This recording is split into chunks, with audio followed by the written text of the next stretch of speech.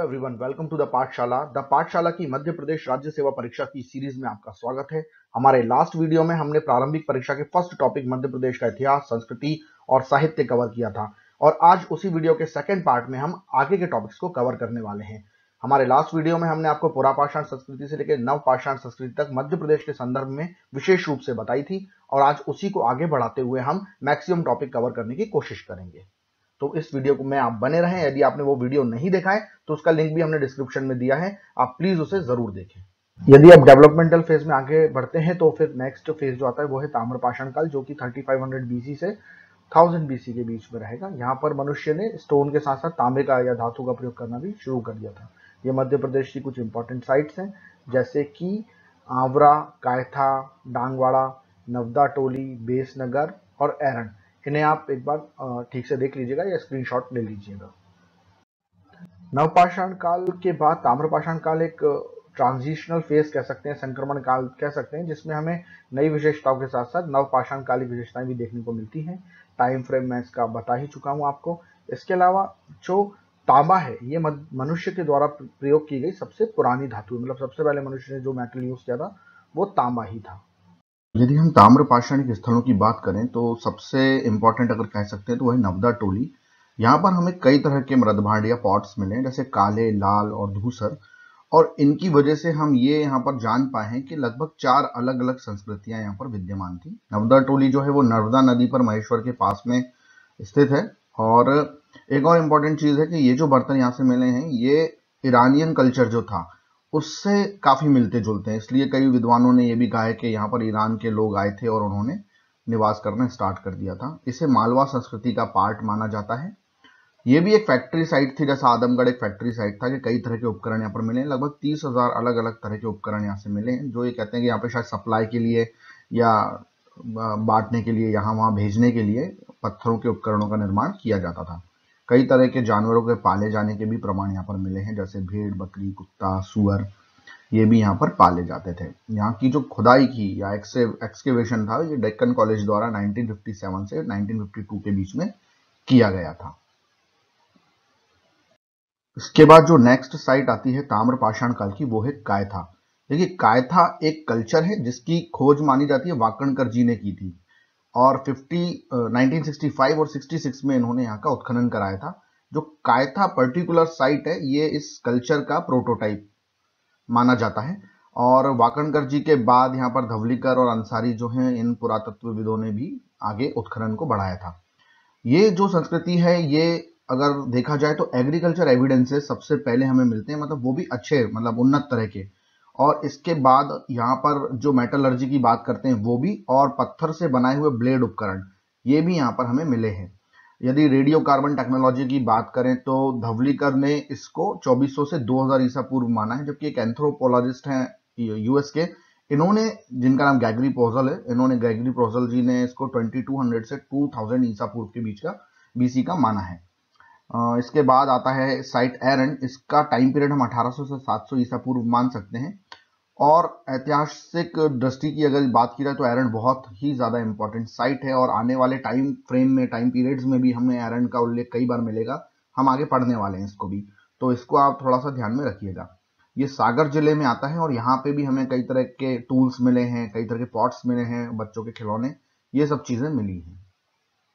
यदि यदि आगे हम थोड़ा और इम्पोर्टेंट साइट की बात करें तो आवरा, जो कि मंदसौर जिले में आता है, यहाँ पर भी हमें 1500 से 500 ईसा पूर्व की ताम्रकालिक बस्तियों के प्रमाण मिले हैं।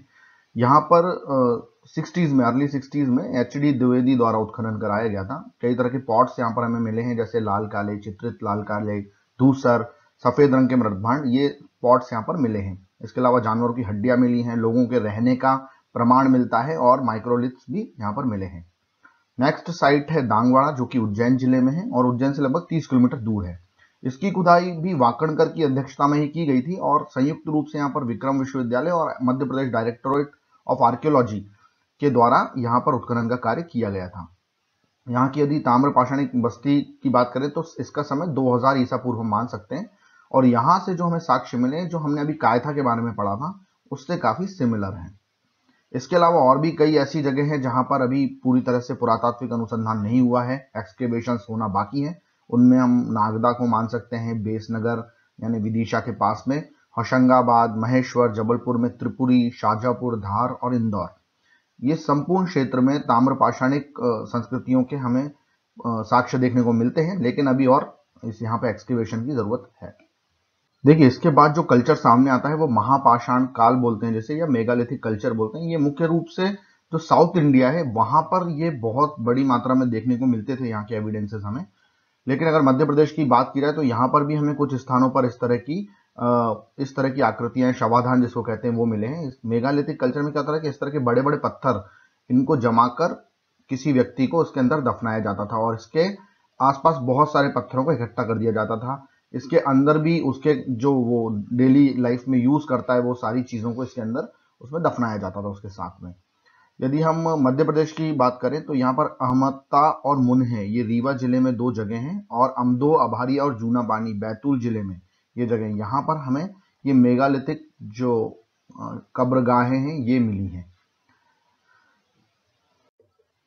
इसके बाद इतिहास का जो नेक्स्ट फेज आता है वो है पूर्व वैदिक काल और उत्तर वैदिक काल। इसको हम 1500 ईसा पूर्व से 600 ईसा पूर्व के बीच में रखते हैं। यही वो समय था जब भारत में आर्यों का आगमन प्रारंभ हुआ था और मनुष्य ने धातु के रूप में लोहे का प्रयोग प्रारंभ कर दिया था।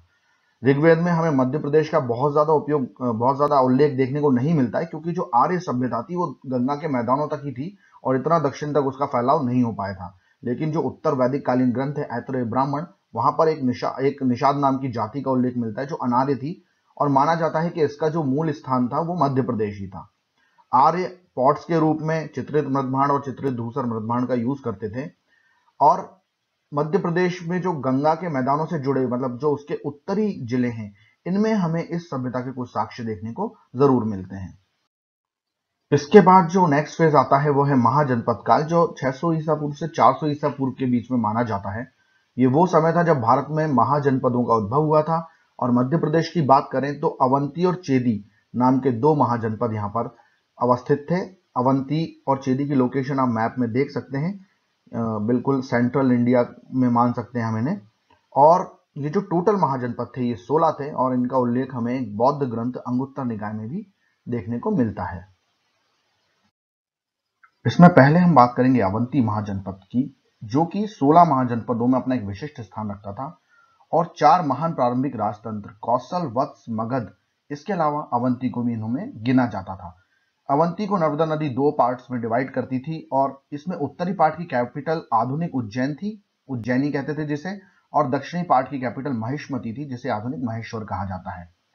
लेकिन महावीर बुद्ध के समय तक जो उज्जैन है वो एकीकृत अवंती की राजधानी बन गई थी। ये दोनों ही कैपिटल दक्षिणापथ पर पड़ते थे, जो एक बहुत ही इंपॉर्टेंट व्यापारिक मार्ग माना जाता था। इस वजह से दोनों कैपिटल्स की या दोनों शहरों का जो व्यापारिक महत्व था वो बहुत ज्यादा बढ़ गया था।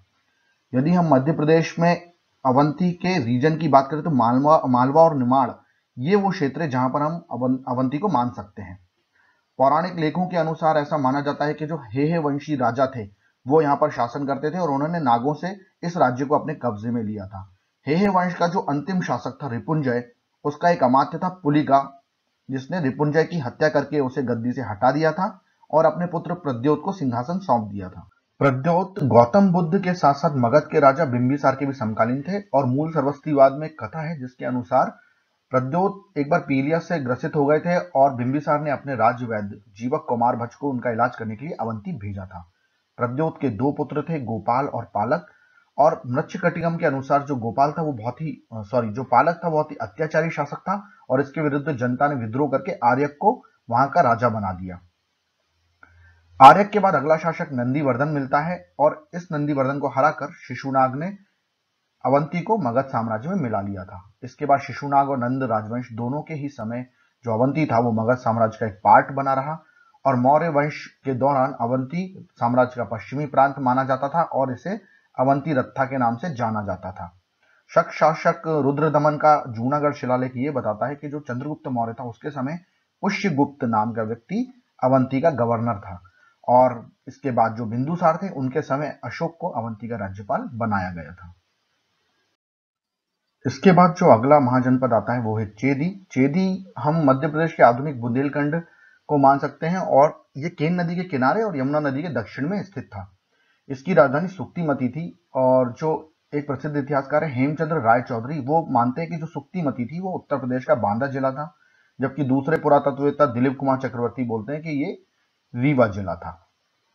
चेदी महाजनपद का उल्लेख हमें महाभारत में भी मिलता है और इसके शासक को शिशुपाल माना गया है, जो जरासंध और दुर्योधन का मित्र था। शिशुपाल वासुदेव कृष्ण का प्रतिद्वंदी था और युधिष्ठिर की सभा में कृष्ण द्वारा शिशुपाल को मार दिया गया था। ऐसा माना जाता है कि जो भीम नाम के पांडव थे, इनकी पत्नी भी चेदी से ही थी। इसके बाद नंदवंश आता है और नंदवंश में सबसे इंपॉर्टेंट फैक्ट ये था कि महापद्मनंद के समय चेदी जनपद को मगध में मिला लिया गया था। हमारा ये वीडियो यहीं समाप्त होता है। इसके नेक्स्ट पार्ट में हम बाकी के टॉपिक्स कवर करेंगे, जैसे मौर्य वंश, मौर्योत्तर काल, विदेशी आक्रमण, गुप्त वंश, गुप्तोत्तर काल और हर्षवर्धन। यदि ये वीडियो आपको अच्छा लगा है तो प्लीज आप कमेंट करें और लाइक करें और हमारे चैनल को सब्सक्राइब करें इसी तरह के कंटेंट को देखने के लिए। Thank you very much.